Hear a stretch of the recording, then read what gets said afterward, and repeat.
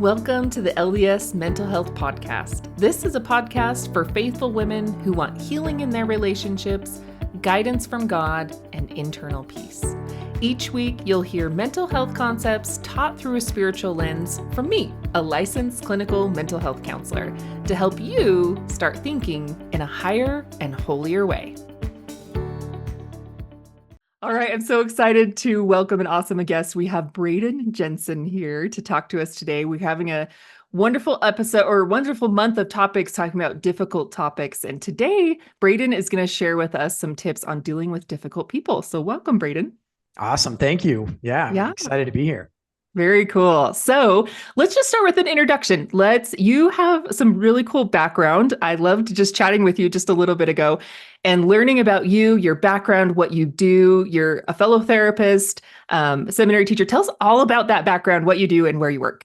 Oh man. Well, we'll just rewind a handful of years here and we'll go on a quick journey.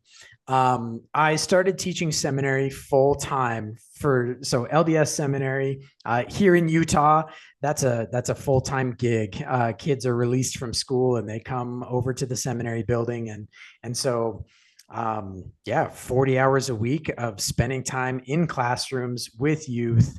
And it was amazing. I love being able to just connect with them and hear them and learn from them and talk the gospel with them and like the realities of the gospel, right? Not just the fluffy stuff all the time that's great, but also like the hard things that man, like what happens when things fall apart a little bit. And after teaching for about 5 years, I just started to feel this pull of like, you could maybe be helping in some different ways with the actual like how of practicing the gospel rather than just teaching people the what and the why, like get into the how. And so I reached out to some friends who were in the therapy world and said, hey, how do I get started in this? How do I walk into this space?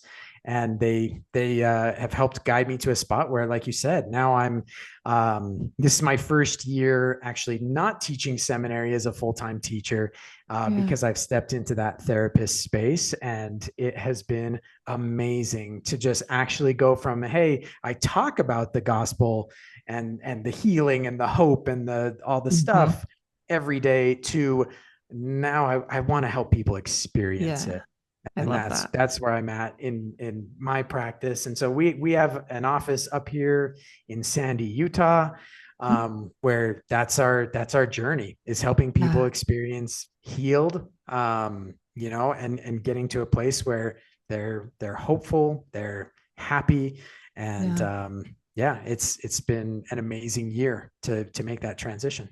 That's so cool. And we were just kind of talking about some of the specialties that you guys have at your clinic, which I think is so cool because sometimes I have people reaching out to me about these specific issues.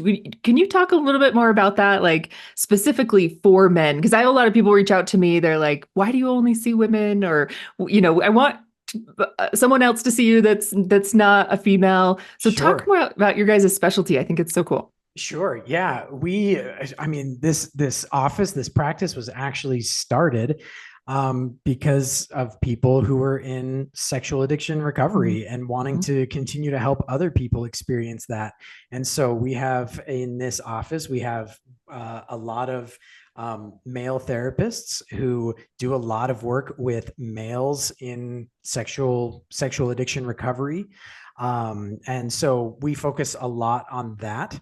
And we have, individual options and group options and so many different ways that you can address that, that can be amazing. But we also have such awesome trauma help for betrayed spouses or partners. And, awesome. We have excellent female therapists as well, who jump in and do that. Like, so really just a full service thing. And even if sexual addiction is not your thing, like I personally work with, just kind of based on my background as a teacher that's been with youth for a long time, I've found a little bit of a niche with that youth and young adult demographic, and just helping them navigate really honestly, mostly depression and Mm. anxiety and just not feeling worthy, just those Yeah. self-worth issues that make life so much harder. And Yeah. so we're just going on a journey of getting rid of that shame and experiencing self-love and self-acceptance and just healing those hearts that have just been beat up for so long. And so really it's a bit of everything from I love that. depression, anxiety, trauma, addiction, Mhm. relationships, really anything that you're wrestling with, we And can it has we can help you out. and you can help with that LDS focus if that is somebody's desire to have the treatment through that lens. Absolutely. I Absolutely. love that. We're certainly not scared of that and not scared of Mhm. involving God in the process or the gospel in the process. Like Yeah. that's yeah. I mean, if that's what you want and that's what you need, then let's get you exactly what you need, and happy to jump into that boat with you and see where it goes. Yeah, I love this. This is awesome. We'll get all of you guys the contact info. I know that people are like, wait, how do we get a hold of you guys? So we'll do all that at the end. We'll link it all in the show notes too, so everybody can have that. So I wanted to have Braeden on here today. We talked, like I said, we're talking about a month of difficult topics. And I think one of the things I hear is like a general umbrella to this is dealing with difficult people. And we might run into difficult people in lots of different situations, maybe in our callings, right? Maybe the people we're serving, maybe the people we're serving with. It could be people who live in our home. It could be relatives. It could be just people we see on the street. And so I wanted some just general principles of dealing with difficult people. And we realize that there are many circumstances in which we might encounter these, but Braeden came up with some really cool things that I think align really well with gospel principles that people get mixed up as principles that aren't really principles, but we do in the name of gospel principles that makes it more difficult to deal with difficult people. So I don't know if you have anything to add to that before we jump in to. Nah, let's jump. Let's go. Okay, perfect. So let's just dive into the first thing. When we're dealing with difficult people, what is the first thing we want to think about, do, or consider when we're doing that? Okay. Dealing with difficult people, you've got to remove shame and guilt from this process. Okay. Yeah.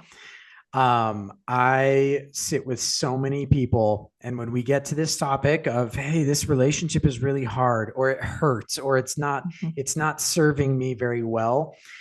And so it's like, okay, let's have that conversation around that. But they're like, but I can't like hurt them, or I can't introduce a boundary or anything, Mhm. because then, man, like I kind of have to. It's my duty as a son, daughter, brother, sister, Mhm. niece, nephew. It's my duty as a disciple, as Yeah. a church member. I have Mhm. to love everybody. Yeah. Yeah. And uh and that voice of shame comes in that says, hey, if like it's a you problem, Yeah. right? You're If a you're bad having a person if hard, you yeah, don't. if Yeah. you're having a hard time Yeah. with this person, that must be on you, right? Because Mhm. God It says to means love. something about you. Yeah, it must mean Yeah. that you're messed up. And so we've got to recognize the culture parts of the gospel here, and kind of the actual gospel Yeah. part of the gospel. Okay. Right.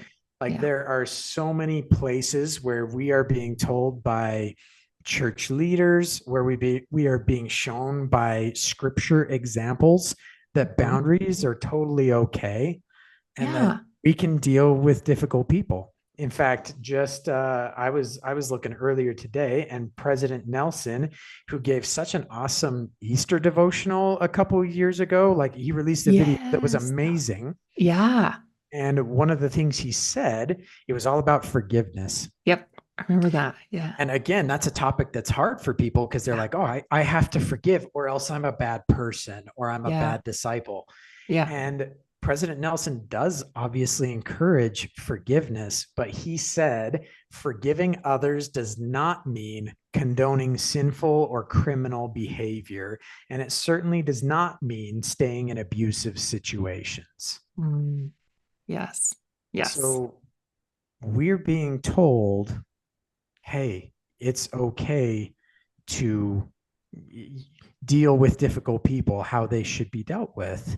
Yeah. It's okay to remove yourself from a situation that is harmful, Yeah. but we still get in our head that thing of just, man, I'm not a good person if Yeah. I approach it this way. If and I think one of the kind of like mental health buzzwords that's a big one right now is like people pleasing, Yes. Yes. right? A lot of people Hmm. talking about people Yep. pleasing and like, oh, Yeah. and like that's where people pleasing comes from. Yeah. There's too much shame in there, so I'm gonna make sure everybody else is okay Yeah. at the expense of myself. Yeah. And because if I don't, then I'm a pretty garbage Hmm. disciple of Right. Jesus, you know. Yeah. And I think that we need to understand that actually removing shame and removing the guilt from this is actually going to allow us to be a better disciple in the long run. And that's what I think a lot of people Yeah. have a hard time with is like, if I can get myself out of this hard relationship, or not out of that's Hmm. makes it, but if I have to adjust this relationship that Hmm. I have, then that, if I can do that, I actually am going to show up better. Yeah. Yeah. So if I can put these things in place with no shame, no guilt, no anything like that, I can actually show up better in my calling. I can Yeah. actually show up better in my family. I can Hmm. actually show up better just as a neighbor, Hmm. as a follower of Jesus Christ. I think too, as I was listening to you, I think a lot of times when we show up in that space or that realm of, I have to do this out of shame or guilt, right? That I'm a bad person if I don't allow this person to treat me this way, right? Or if I allow this person to do this, then that means I'm a bad person. And we start acting as if that's true. We're not actually helping that person either, right? We take away their responsibility for their behaviors and we own their behaviors. And we take those behaviors on as if they were our own and try to fix them ourselves. And that's not our job as a disciple, is to fix other people or to make them be a different person. That's not our responsibility. Amen. I mean, it's very much not our job, Yes, very much. and if we take that on like that, that's where we just get lost. We just lose Yeah. ourselves. We get lost in these relationships.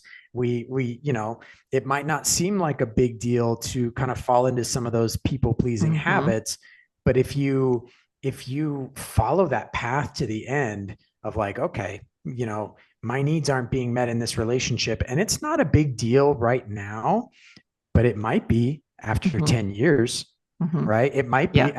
after 30 years. Yes. And like now I'm in a miserable place, and I've lived Yeah. the last 30 years in a situation that has made me feel less than, that has made me feel depressed, that has made me feel anxious and hurt.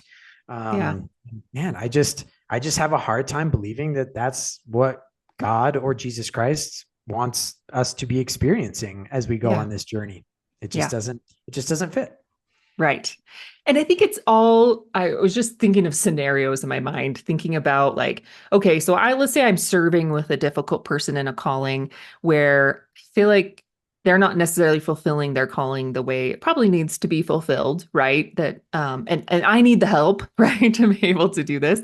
And so then I start feeling like, oh my gosh, I'm a bad person because I'm not getting them to fulfill, I've got to get them to do this, or when I take on that shame and guilt, then I'm not fulfilling my calling for the people that I'm supposed to be serving as well. And really taking a step back and saying to myself, what is my responsibility in this? And how can I make sure that my responsibility is fulfilled? But I can't save that other person from not fulfilling their calling in that way. I don't know if you have any Yeah. thoughts about like calling specifically and dealing with difficult people. I think just agreement with you, right? Yeah. Like you can do what you can do, and you can't do what someone else is supposed to do. Yep. And you can't make them do it. Yep. And like that's okay. Yep. I think it's designed for that to be okay. Yeah. Yeah. That's why you're serving in a presidency with usually 3 or 4 people, Right. like Yeah. uh, everyone can kind of lift a little bit and do what you can. But yeah, again, getting lost in that or being, I think difficult people for me are not even the ones that just aren't pulling their weight, but it's the ones that are making it hard to Mm. pull your weight. And so Yeah, that's so true. So true. I don't Yeah. know. I think we'll get to some of Yes. these other Yeah, that will steps fit here that. Yeah. Yeah. that'll Awesome. help us understand this more. Cool.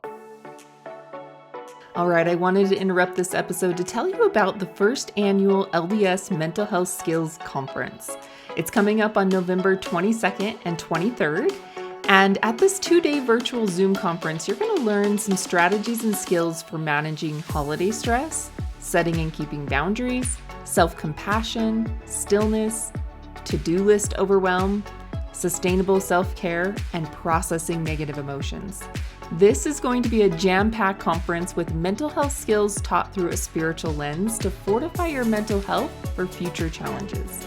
Also, to help you apply these skills after the conference, I'm also including 1-year access to the recordings of all the sessions and a PDF workbook that includes a year-long plan for the application of the skills you learned. To register for this conference, click the link in the show notes and be sure to use the discount code MHSC25 for 25% off your ticket. All right, back to the episode. All right, so first one is when you're dealing with difficult people, just remove that shame and guilt from the process. What's our next step? Okay. Number 2 step right here is understanding and voicing your needs. Okay. Yeah. Everybody has needs, and especially when it comes to the like emotional and mental side of things, like we have needs that are important. And we also have to understand those, right? I think a lot of times we just get, I know for me, especially like we might just get frustrated and I walk out of a meeting frustrated with, okay, I just had a presidency meeting. Nothing's going how I wanted to, blah, blah, blah. Right. And so I go home and I'm frustrated and I don't know, bust open a tub of ice cream and I vent to my wife for 15 minutes and then go to bed and whatever. Right. And so, and when I wake up, I'm probably fine. Right. Like my anger's gone, but the way that our bodies work and our minds work is that if we don't resolve that anger or that emotion that's in there, it's in it's you still somewhere, there. right? Yes, like exactly. it's still stored there. It's still hanging out. And so what I love to help not only my clients, but my own kids. I have 5 kids at home. And I really, when I have I'm going to just talk about my kids specifically right now, but when I have my kids and I can tell that they're feeling frustrated or embarrassed or jealous or whatever they're feeling that we might label as a negative emotion, I try to help them sit in that for a minute. Our normal like operating procedure is if I'm feeling a negative emotion, I want to get rid of it as fast as possible. Yeah.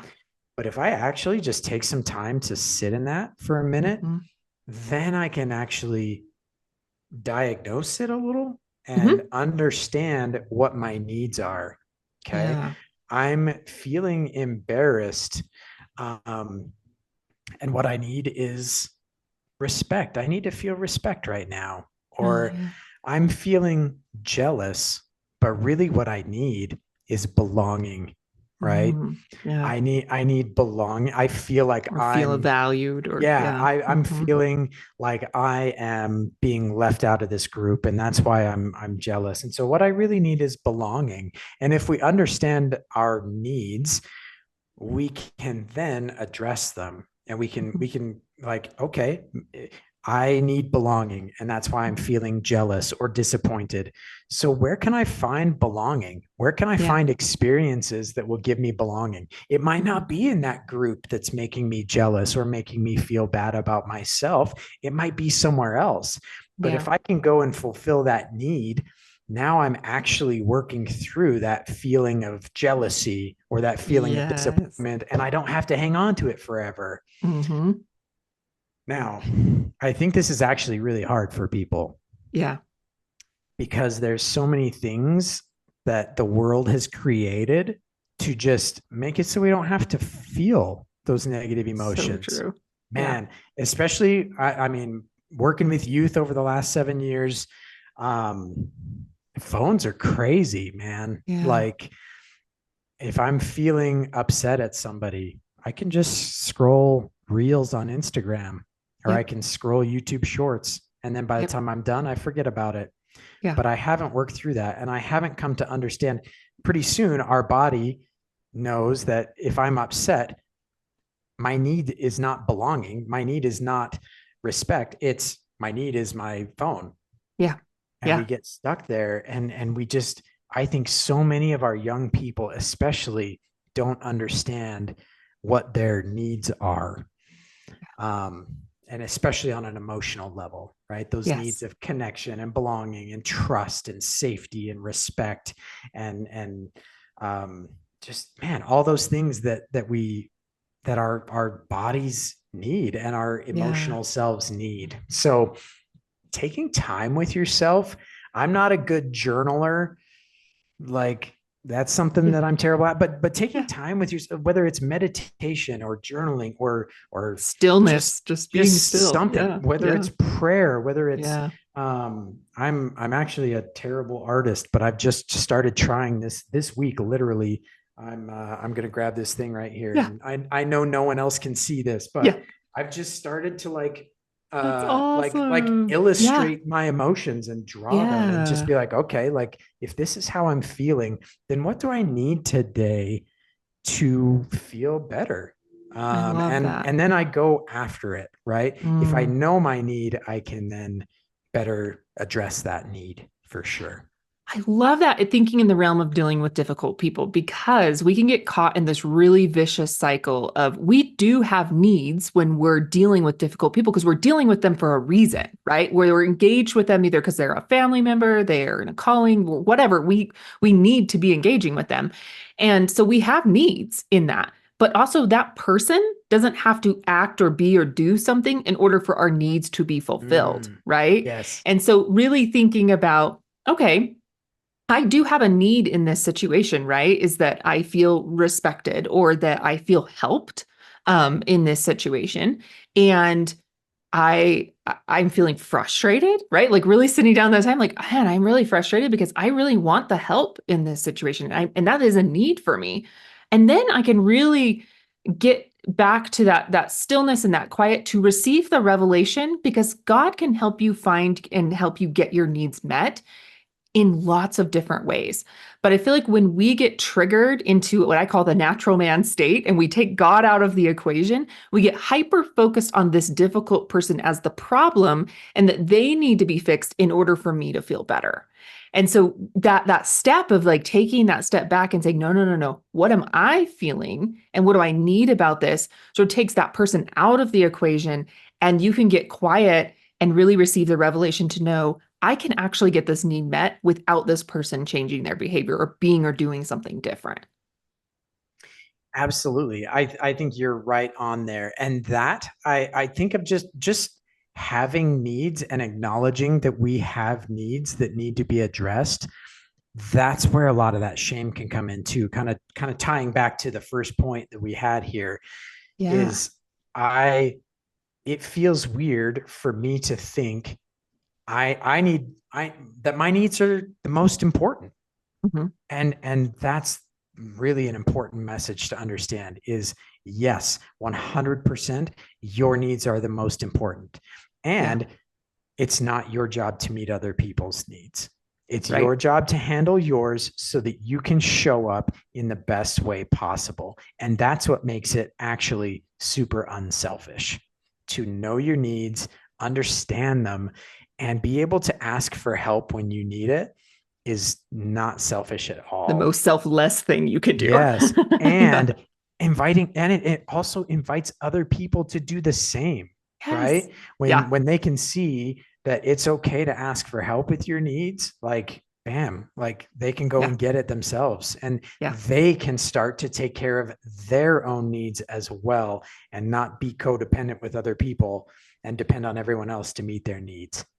Exactly. I love that. I love that. And I love how this ties together, sort of like by doing that, you're taking the shame and the guilt out of this. By you understanding your own feelings and needs, you take the shame and the guilt out of it.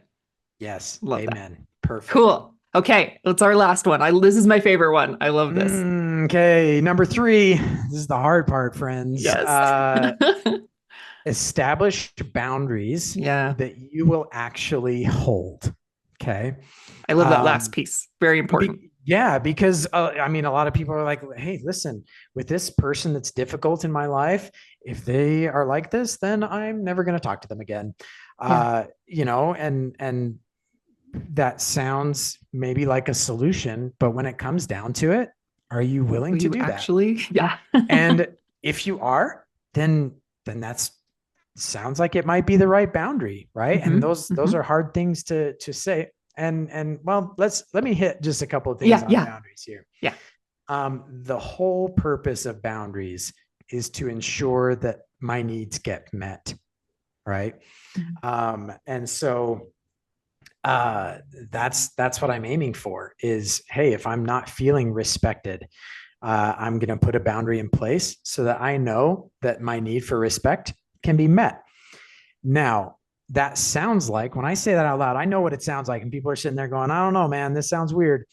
That sounds like I'm telling other people that they better respect me or else, or else I'm walking out of their life. And so you better change yourself for my sake. That is not what I'm saying at all. Yeah. But what I'm saying is that my boundaries are in place, not to tell someone else how they should act, but really to let them know how I'm going to respond to their actions.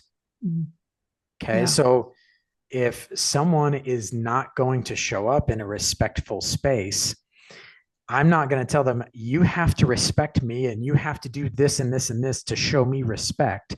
I'm just going to, my boundary is instead going to sound like, if you show up like this, I'm going to remove myself from this situation. And sometimes that doesn't even have to be spoken out loud. You can just have that in your own mind.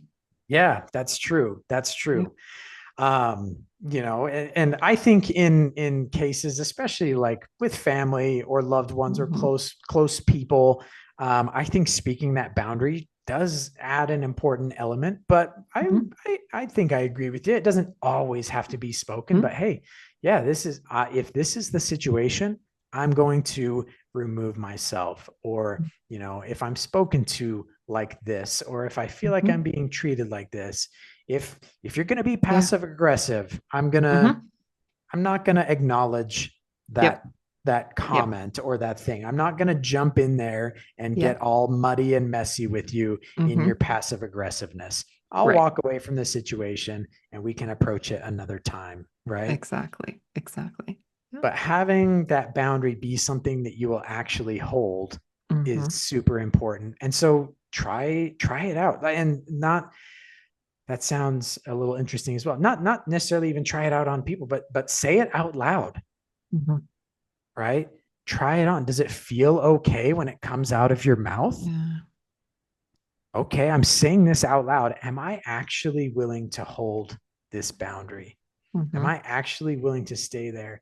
And to, to follow through on that. Yeah.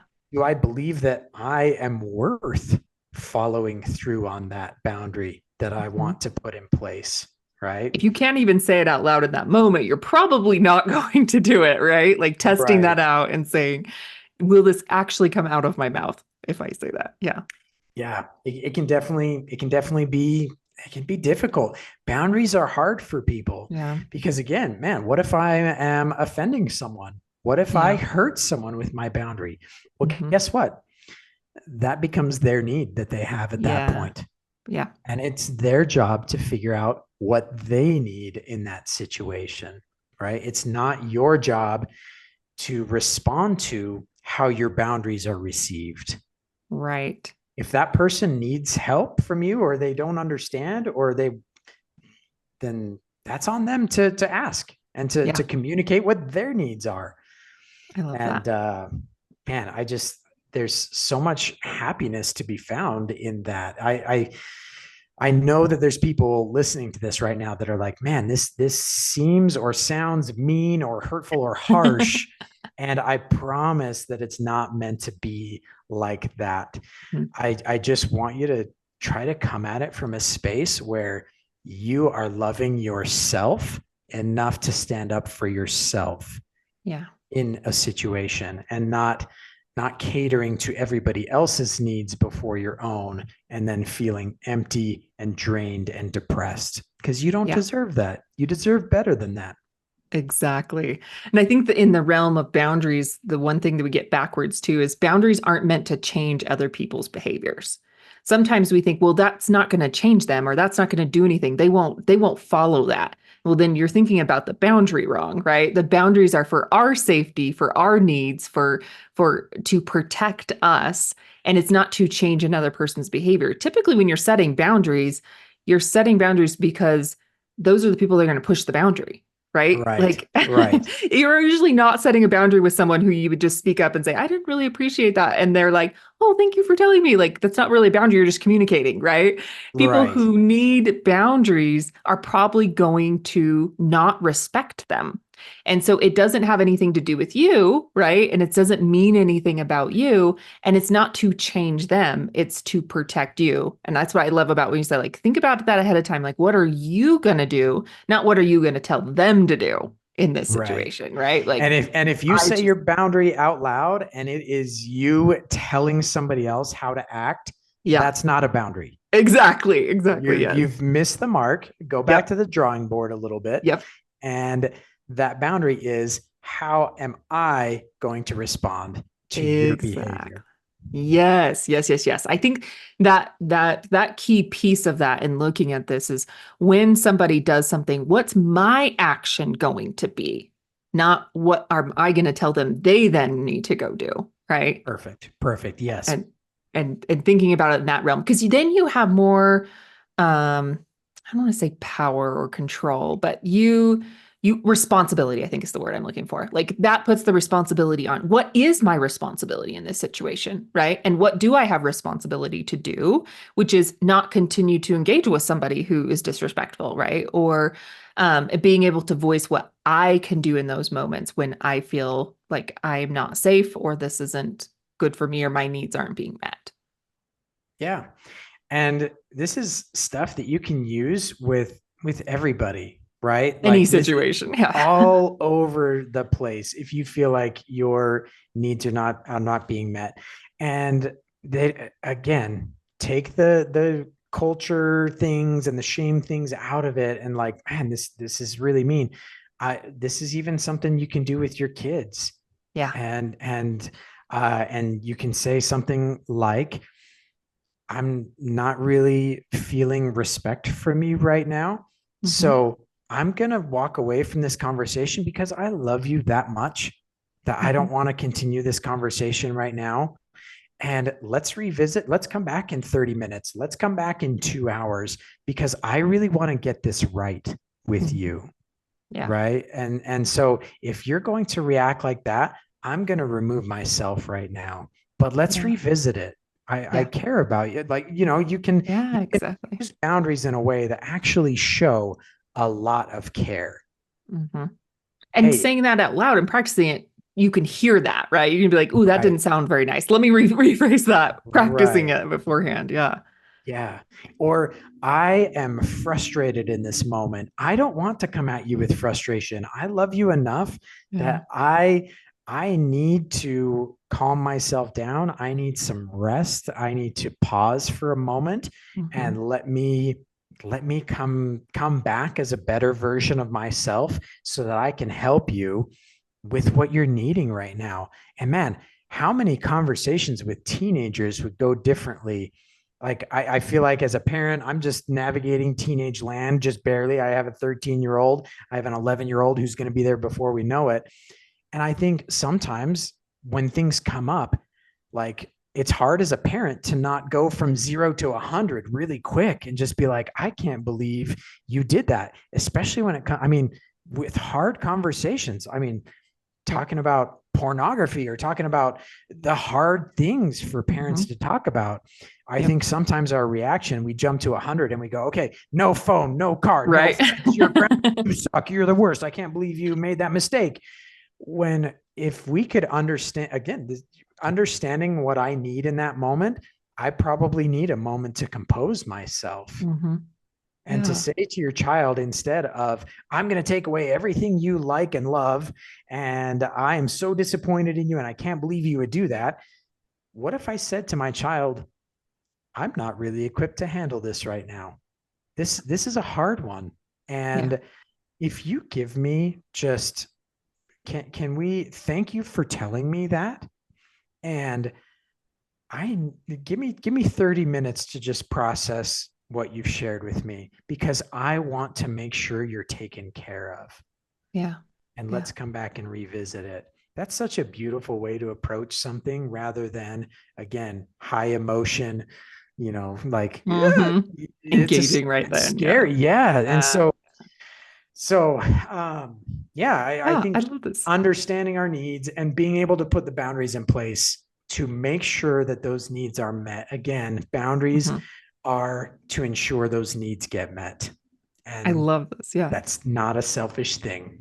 Yes. I love how this just built on each other. Like, really just first removing the shame and guilt from the situation so that you can understand your own needs and what you're feeling, so that you can set these boundaries and really help difficult people in this moment, right? So that we're not the enablers in this situation, but we're actually helping ourselves and helping them through the process of those things.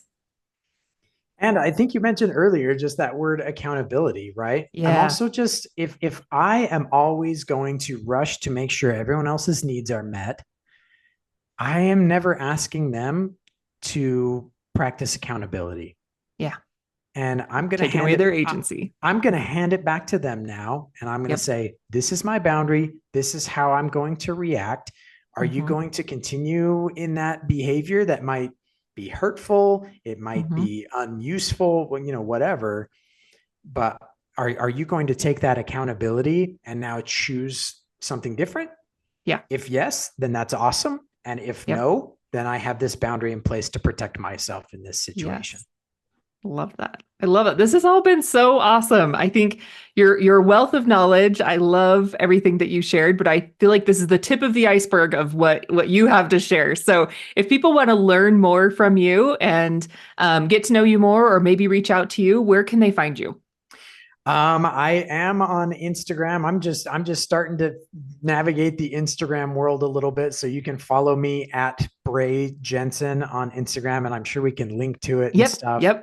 To find our practice and to get a little bit more of like who we are up here. Again, we're at a clinic called Accepted in Sandy, and you can go to acceptedlife.com and you can meet our whole team there and learn more about us and reach out. Man, you can, I guess probably the easiest, if you wanted to reach me directly, you could follow me on Instagram and shoot me a message. And I'm happy to jump on there and respond. Okay. And then you can also just contact us through acceptedlife.com. Awesome. Yeah, definitely check out that clinic, because there might be someone that best fits your needs there. Definitely follow Braeden on Instagram. He's dropping wonderful knowledge on there each day as well. And we'll link all of those in the show notes as well, so everybody can find those. So thank you, Braeden. Thank you for taking the time to share all of this, and I appreciate you coming on the podcast. Absolutely. Thank you. Thank you for listening to the LDS Mental Health Podcast. I hope you were able to find ways of healing, guidance, and peace. If you liked this episode, please share it with a friend who would love to start thinking in a higher and holier way as well. Or hit that follow button so you don't miss out on any episodes. Also, check out the links in my show notes for other episodes you might like, and links for other mental health resources on my website.